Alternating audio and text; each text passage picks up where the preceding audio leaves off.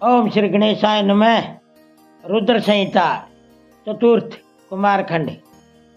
देवताओं द्वारा शकंद का शिव पार्वती के पास ला जाना, उनका लाड प्यार देवों के मांगने पर शिवजी का उन्हें तारक वध के लिए स्वामी कार्तिक को देना, कुमार की अध्यक्षता में देव सेना का प्रस्थान, महिसागर संगम पर तारकासुर का आना और दोनों सेनाओं में मुठभेड़, वीरभद्र का तारक के साथ घोर संग्राम, दोबारा श्री हरि और तारक में भयानक युद्ध।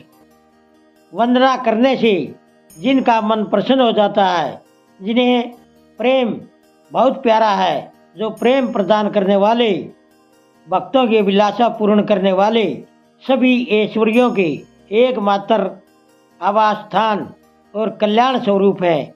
सत्य जिनका श्री विग्रह है, जो सत्य में है, जिनका ऐश्वर्य त्रिकाल बाधित है, जो सत्य प्रिय एवं सत्य प्रदाता है, ब्रह्मा और विष्णु जिनकी स्तुति करते हैं, अपने आप श्री धारण करने वाले उन भगवान शंकर की मैं वंदना करता हूँ। श्री नारद जी ने पूछा, देवताओं का मंगल करने वाले देव परमात्मा शिव तो सर्वसमर्थ हैं। आत्माराम होकर भी उन्होंने जिस पुत्र की उत्पत्ति के लिए पार्वती के साथ विवाह किया था, उनके वह पुत्र किस तरह पैदा हुआ तथा तारकासुर का वध कैसे हुआ। ब्राह्मण मुझ पर कृपा करके यह सारा हाल पूर्ण रूप से सुनाइए। इसके उत्तर में ब्रह्मा जी ने कथा प्रसंग सुनाकर कुमार के गंगा से उत्पन्न होने तथा कृतिका आदि 6 स्त्रियों के द्वारा उनके पाले जाने, उन 6 की संतुष्टि के लिए उनके 6 मुख धारण करने और कृतिकाओं के द्वारा पाले जाने के कारण उनका कार्तिकेय नाम होने की बात कही। उसके बाद उन्होंने शंकर की रेजा की सेवा में लाए जाने की कथा सुनाई। फिर ब्रह्मा जी ने कहा, भगवान शंकर ने कुमार को गोद में बैठाकर बहुत प्यार किया। देवताओं ने उन्हें अनेक प्रकार के पदार्थ, विद्याएं, शक्ति और अस्त्र शस्त्र आदि प्रदान किए। पार्वती के दिल में प्रेम समाता नहीं था। उन्होंने खुशी से मुस्कुराकर कुमार को प्रमोत्तम ऐश्वर्य प्रदान किया, साथ ही चिरंजीवी भी बना दिया। लक्ष्मी ने दिव्य संपत्ति तथा एक विशाल हार अर्पित किया। शास्त्री ने खुश होकर सारी सिद्ध विद्याएं दी। मुनि श्रेष्ठ इस तरह वहाँ महोत्सव मनाया गया। सभी के मन खुश थे। विशेषतः शिव और पार्वती के आनंद का पार नहीं था। इसी बीच देवताओं ने भगवान शंकर से कहा, प्रभु, यह तारकासुर कुमार के हाथों ही मारा जाने वाला है, इसलिए ही यह उत्तम चरित गठित हुआ है। अतः हम लोगों के सुखार्थ उसका काम तमाम करने के लिए कुमार को आज्ञा दीजिए।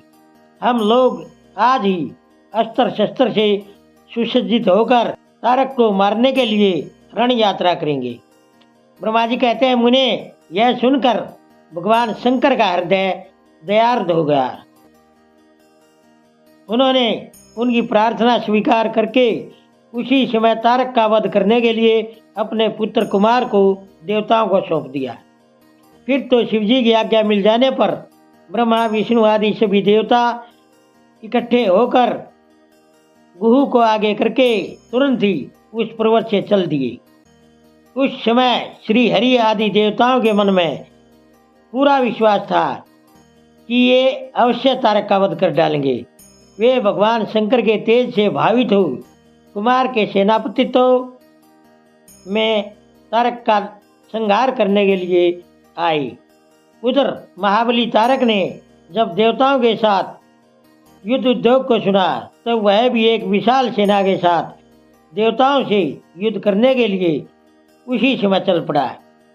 उसकी उस विशाल वाहिनी को आती देख देवताओं को बड़ी हैरानी हुई। फिर तो वे बलपूर्वक बारंबार सिंहनाद करने लगे। उसी समय तुरंत ही भगवान शंकर की प्रेरणा से विष्णु आदि सभी देवताओं के प्रति आकाशवाणी हुई। आकाशवाणी ने कहा, देवगण, तुम लोग जो कुमार के अधिनायकत्व में युद्ध करने के लिए तैयार हुए हो, इससे तुम संग्राम में दैत्यों को जीतकर विजयी होगे। ब्रह्मा जी कहते हैं, मुने, उस आकाशवाणी को सुनकर सभी देवताओं का उत्साह बढ़ गया, उनका भय जाता रहा और वे गर्जना करने लगे। उनकी युद्ध कामना बलवती हो उठी और वे सब के सब कुमार को आगे करके बड़ी उतावली के साथ महिसागर संगम को गई।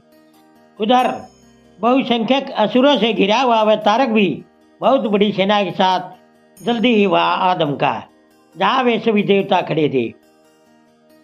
उस असुर के आने में प्रलयकालीन मेघों के समान गर्जना करने वाली रणभेरियां तथा अन्य कर्कश शब्द करने वाले रणवाद्य बज रहे थे। उस समय तारकासुर के साथ आने वाले दैत्य ताल ठोकते हुए गर्जना कर रहे थे। उनके पैरों के आघात से पृथ्वी कांप उठती थी। उस अत्यंत भयंकर कोलाहल को सुनकर भी सभी देवता निर्भय ही बने रहे। वे एक साथ मिलकर तारकासुर से लोहा लेने के लिए डटकर खड़े हो गए। ओम नमः शिवाय। दोस्तों, सभी तरह की धार्मिक वीडियो देखने के लिए बने रहिए हमारे YouTube चैनल धार्मिक वाणी पर। धन्यवाद।